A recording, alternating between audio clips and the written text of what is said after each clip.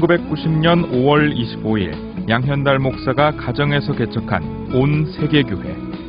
불량 청소년들을 향한 주님의 마음을 품고 오직 의인은 믿음으로 말미암아 살리라라는 말씀 아래 창립해 성장과 도약기를 거치며 어려운 시기 속에서 소외된 청소년, 방황하는 청소년들을 주님께 인도하며 많은 인재들을 배출했다. 20여 년 동안 청소년 영성훈련원 캠프 사역으로 동계 하계 때마다 많은 청소년들에게 주님을 만나는 자리, 삶을 변화시키는 자리, 부흥의 자리를 마련했다. 2014년 7월 제2대 양택순 담임 목사의 위임으로 청소년, 청년 사역과 세계 선교 사역에 새로운 도약을 이루며 발빠르게 은혜 가운데 성장하고 있다. 특히 더불어 잘되고 더불어 행복한 세계라는 슬로건으로 예수님의 지상명령에 따라 모든 성도들이 가정과 캠퍼스 그리고 일터에서 선교사적인 삶을 살아가고 선한 사마리아인의 삶을 실천하며 나눔과 섬김의 프로젝트를 끊임없이 실천하고 있다. 300명의 선교사 파송과 300개의 토착교회 개척을 비전으로 삼아 온 성도가 기도로 준비하고 있으며 최근에는 청소년 비전 캠프 사역과 노인 복지 사역을 위해 영천시 환안면에 1,300평의 부지를 매입하고 건축을 준비하고 있다. 온 세계교회는 끊임없이 하나님 말씀에 순종하는 교회, 다음 세대가 살아있는 교회, 복음의 열정이 식어지지 않는 교회로 지금도 건강하게 성장하고 있다.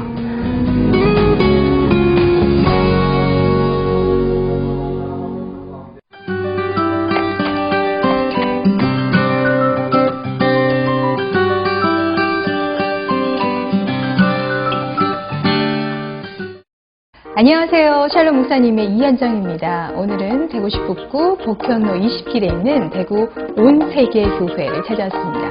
양택순 담임 목사님을 만나보겠습니다.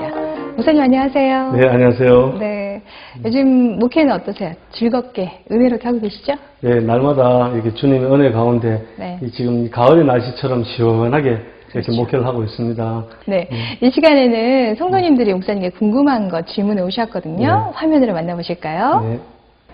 목사님 안녕하세요. 김상근 장로입니다. 우리 온 세계교회에서 목회하시면서 가장 기억에 남는 사역은 무엇이었습니까? 저는 특별히 작년 단기 선교가 기억에 참 많이 남는데요. 지난 작년 단기 선교는 특별히 우리 청소년 아이들부터 비롯해서 청년부, 장년부, 권사님, 그리고 장로님, 원로 목사님까지 30여 명의 성도들이 참석을 했었죠. 그 가운데서 이제 미용 선교팀, 그리고 벽화 선교팀, 어린이 사역팀, 그리고 워십팀까지 자기가 맡은 부분에서 그 무더위 속에서도 웃음 잃지 않고 사역하는 모습이 아직까지도 기억이 납니다. 특별히 그것을 준비하는 과정에 있어서 어느 한 우리 여집사님의 헌신으로 마늘종밭을 저희들이 우리 사용할 수 있게 되었죠. 그러면서 젊은이들이 그 태양볕 아래서 하루 온종일 마늘종을 뽑고 또 트럭이나 되는 그 양을 밤새 우리 권사님, 집사님들께서 이렇게 다듬으시고 또 시장에 나가셔서 모든 이렇게 판매를 하시고 거기에 나오는 수익을 필리핀 현지인 교회에 전달했을 때 저에게는 큰 감동과 잊을 수 없는 추억인 것 같습니다. 온 세계교회 한 성도들이 정말 하나로 이제 복음을 위해서 그렇게 헌신하는 모습이 아직까지도 기억에 남는 것 같습니다. 안녕하세요, 목사님. 청년부 배혜진입니다. 청년시절 목사님은 어떤 고민을 하셨나요? 그 중에서 고민했던 거는 저에게 전공에 대한 고민을 많이 해왔어요. 초등학교, 중학교, 고등학교 때까지 목사님은 이제 미술을 좋아했었고 또 재능을 가지고 있었거든요. 그래서 자연스럽게 미대를 갔는데 미대에 가서 보니까 내가 이렇게 전공하고 있는 이 미술이 앞으로 목회하는데 아니면 복음의 사역을 위해서 어떻게 쓰임받을 수 있을까? 그때 당시로는 없다라는 결론이 드는 거예요. 그래서 그때부터 전공을 대하는 태도가 굉장히 소심해졌던 기억이 남는데 지금 돌이켜서 보니까 그 모든 것이 하나님 앞에 달란트더라고요. 지금도 또 그 귀한 달란트를 통해서 지금 목회 가운데 하나님께서 사용하시는 것 같아요. 그래서 우리 희진 청년도 하나님께서 주신 그 귀한 달란트로 이 젊을 때 하나님을 위해서 열심히 사용되어졌으면 좋겠네요. 안녕하세요, 목사님. 저는 초등부 현지민입니다. 저는 제일 재미있었고 기억에 남는 시간이 있는데요. 목사님은 어린이 시절에 가장 재미있었던 일은 무엇이었나요? 목사님도 어릴 때 추억이 참 많았었거든요. 그 중에서 주일학교에서 있었던 그런 추억을 빠뜨릴 수가 없는 것 같아요. 목사님은 어릴 적에 굉장히 말썽꾸러기의 개구장의 장난꾸러기였거든요.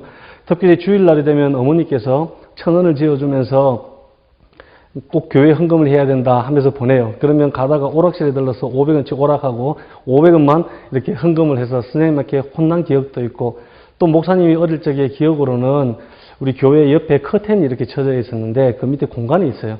그 공간이 있었는데 항상 선생님들께서 그 공간 아래 간식을 넣어 두셨거든요.